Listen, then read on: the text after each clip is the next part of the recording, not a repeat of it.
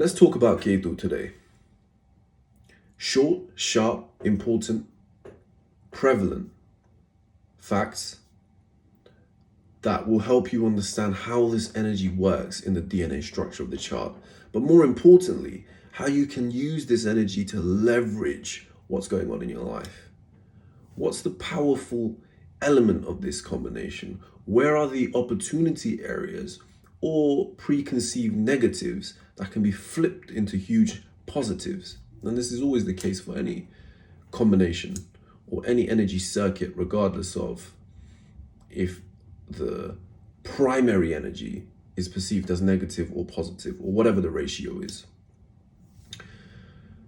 Ketu in the Lagna, or the south node of the moon, or otherwise referred to as the dragon's tail, or also considered the planet related to isolation, meditation, detachment, division,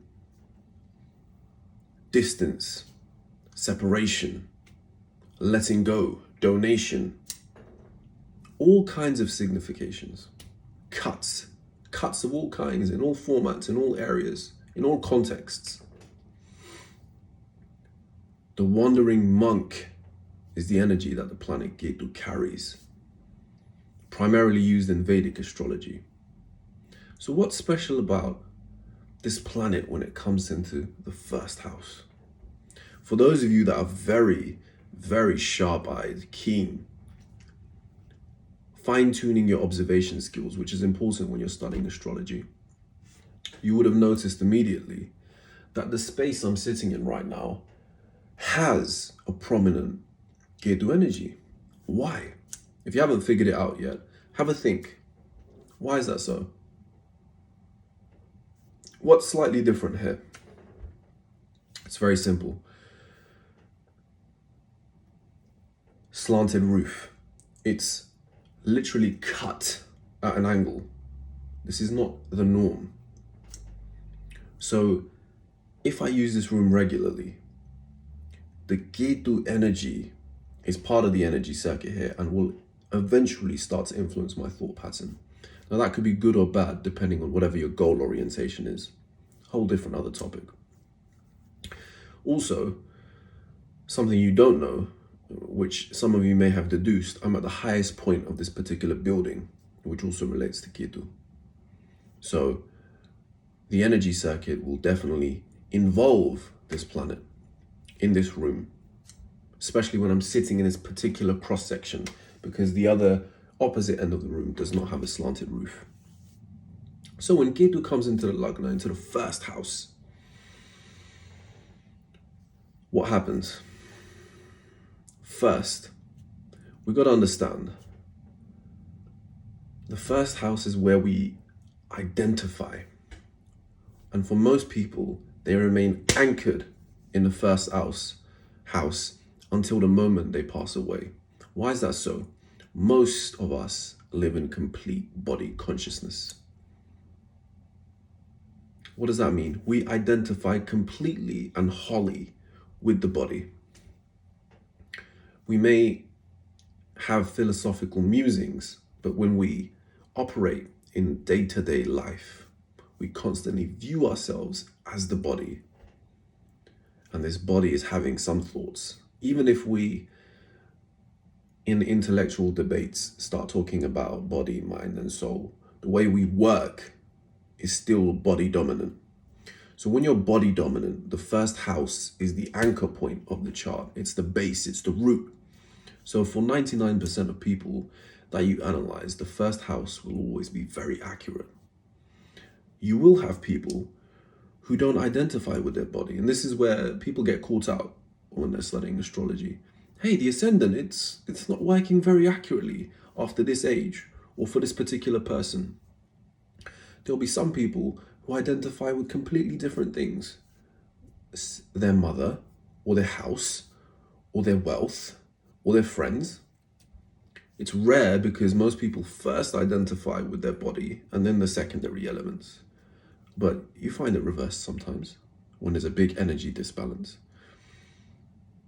And the more respected context, individuals who are not operating out of body consciousness by choice, they've moved to something beyond physicality. So at that point, the first house no longer remains the anchor and the central point. So with that context, Ketu coming into the first house, the great monk who detaches, lets go. The mythology between Rahu and Ketu, a lot of you will know it. The demon king who had his neck sliced off, the head that remained immortal was Rahu, and the rest of the body, Ketu. Completely detached, headless, just the body. First thing it does is it creates some distance with the body. Now you can think about how that would impact you if you have Ketu in the Lagna. Ketu in Lagna, these type of people, they'll lock the car, they'll leave, they'll walk halfway back to wherever they're going, and then they'll be like, oh shit, did I lock the car? Let me go back and check. Oh, did I roll the window up? Let me go back and check. And they'll do that 2 or 3 times, sometimes more. And they'll do it every time, well, almost 99% of the time. It's not like it's a one-off thing. So it just creates that little clumsiness paradigm, that little bit of distance from the body. They don't care about the body as much as some other people. Interesting, right? So that's the first thing to understand. Second, you have to consider a lot, right? When we just talk about a planet and a house, like a lot of astrologers do, it's highly general to begin with, because it's like taking someone's fingernail off and saying, hey, let me make an analysis on your entire body, mind and spirit, using your fingernail. It doesn't work. So, first things first, for the viewers, make sure you look carefully at all of the significations of Ketu, then of the house, and then of the sign. So in this case, Ketu in first has a certain impact. But when you mix the sign in, for example, if it's Aries, the natural first house, the person will take great initiative. It's the first fire-based sign. It's a fast-moving sign. It's a high heat element sign. Will take great initiative in the area of spirituality, detachment, letting go. And let's say someone has Ketu in Kritika, Nakshatra, the star of Kritika, which is related to the knife and cutting, which lines up with Ketu to some extent, even though Ketu is debilitated, let's say if it falls in Taurus. Traditionally, this person will be apt at cutting off relatives, situations, letting go, etc. How this Ketu plays out depends. So, like I said, let's say you have Ketu in Lagna, and you think, oh yes, but I'm not like that. Maybe a little bit. Don't forget about the rest of the chart. That's why I say it's general. And for example, Rahu will always be opposite to Ketu. So you have Rahu in the 7th, which creates this great force of push and pull, this polarity, where despite having that detachment, you'll be outwardly moving, outwardly seeking, trying to build connections and relationships and bonds. Isn't it interesting? So with that, Rahu is there. And let's say you have multiple planets in the 7th, and they will join hands in a particular way. Let's just say, for example, you have Libra in the 7th. Despite that Ketu, despite you needing, right, and if nothing else is breaking the circuit, despite you needing that space, you won't be an introvert. You'll be extroverted and enjoy stepping out, because people assume sometimes when they're brand new that if you have Ketu in the ascendant, you'll prefer staying to yourself. No, that's not the case. Everything has to be looked at completely holistically. The next thing is, because Ketu links to spirituality, it links to liberation, it links to freedom from the cycle of life and death. That's why Ketu is such a beautiful fit in the 12th house. People assume in Lagna, because it impacts the entire chart, by default, it makes the person spiritual. Also not the case. It sets up the chart for spirituality in one way or the other. And if other combinations, yogas, support and fortify, then it will happen. Otherwise, it's normal to find someone with Ketu and Ascendant who's not spiritual at all. It will create tendencies. Just think about the energy, right? It could be someone who's detached in a particular way, or likes isolation in a particular way, or has a certain cutting action in their life in a particular way. It doesn't mean necessarily that they're spiritual. So that's one thing.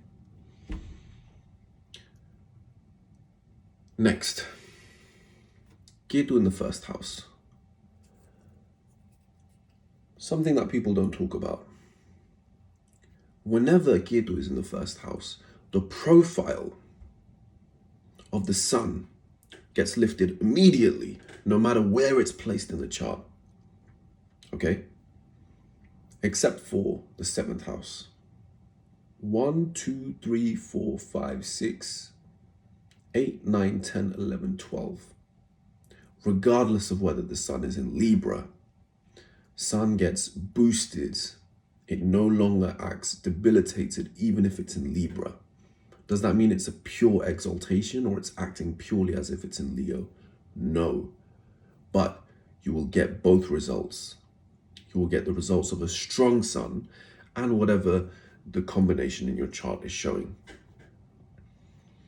And that's the power of Ketu in the first house, right? It has other effects, which are not so desirable, but every single combination has two sides to the coin.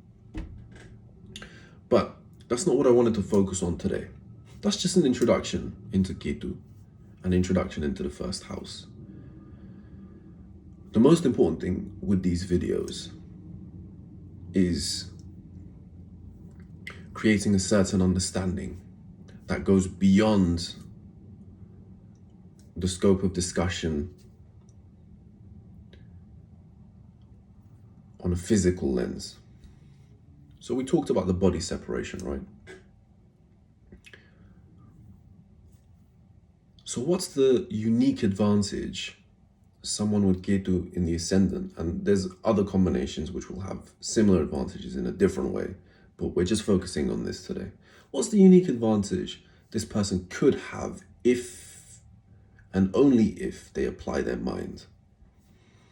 Well, like we discussed, most people are in body and mind consciousness. Most in body, some in mind, and some a balanced combination, but very few. Ketu and Lagna, they already have distance with the body. So if they work on distance with the mind, what happens? Suddenly, a Pandora's box of opportunity has presented itself. Even if the Ketu is placed poorly, even if the Ketu is placed poorly in the ascendant, it's heavily afflicted. Even if the moon is overactive, which means their mind is difficult to control, right? Because we're ignoring a lot here. The Ketu could be even well placed, but the moon could be in a high level of affliction, or it could be in a state where it's overactive. Regardless, if Ketu's in the Lagna, you've got one chip in the slot where you want it to be. You've got some distance with the body. The problem is, you've got it in a negative way. So you work opposite to the energy spectrum that's being created. So the first thing is, you understand the distance with the body. You embrace it as a positive. You then bring in body consciousness activity. Okay? So if you've been neglecting exercise, if you've been neglecting discipline of the body, if you've been neglecting physical activity, if you've been neglecting getting into nature, etc., you do all those things. But now you do it with the purpose of balancing the energy of the body, but maintaining that distance with a paradigm of control, not of chance, not of freak coincidence, not of lack of power. Reclaim your strength first in that area. Now, you've created distance with one major factor of physicality. And I'll explain why this is important. Suddenly, you're one step closer to freedom because the planets influence you where? Mind, physicality. So when you go beyond the mind, physicality, you're beyond the influence of the planets. And this is what all the sages and enlightened beings have done. This is the whole art of spirituality. It's first moving in sync with nature, but then what a lot of people don't recognize is it's swimming against it and disconnecting. The whole art of meditation is disconnecting from nature and disconnecting from the senses and turning them inwards. This is the whole art. So Ketu in the Lagna, you've got that advantage. Body is less prominent. It's less important. Leverage it. Don't make it a curse. Make it a blessing. Flip it. You're one step closer. Daily meditation is mandatory under all circumstances. Work on the body consciousness aspect I mentioned. Bring in daily meditation to bring in distance with the mind. Even if you can't do that, make sure every single day you just consciously remember that you are the ever-eternal, omnipresent soul. There's a distance between the mind and the thoughts and your body. Keep it a little bit further away from you. This is what ancient Eastern philosophy has as one of its fundamental cruxes. Do that, and suddenly you'll start flying. 50% is done. Body consciousness, less important. Create distance, first balance. Create distance even further, but with an element of control. Then create distance with the mind. The better you get at this, the more you practice, the more freedom you will attain. Forget all of the other parts of the chart for now. Just this one action will give you more power than you're capable of handling. That's a couple of parts there. Finally, because I noticed this video is already getting long and we haven't even covered a lot today. Finally, yes, the chart is important. And this is going to be a reoccurring theme in the videos I start to put on this channel, because fatalism is becoming more and more common due to a lack of understanding. The chart is important, yes. Most people operate on autopilot mode, yes. Most people face all of the karma that's allotted to them in their chart, yes. Is everything in chart set in stone? No. Are there different types of karma with different levels of rigidity? Yes. Even the karma with the most potent set in stone level of rigidity, is it necessary that it has to become fruitful in your life that you have to face it? What do you think? The answer is no. There's one thing I want everyone who's watching this video to understand. Use your chart. Leverage your chart. Take advantage of your chart. But do not identify with it. I repeat, do not identify with it. When you identify with the chart, you're identifying with material reality. And your true nature is beyond material reality. Your true nature is one with the supreme existence. Whether you consider that to be the universe or the creator, your true reality is much greater than a sack of flesh, bones, and the physical apparatus hair in your skull that conjures thoughts. You must always keep this in mind. Etch it into your very spirit. Use your chart. Do not identify with it. Create distance. meditate on strength, and whatever you put your energy towards, you can achieve.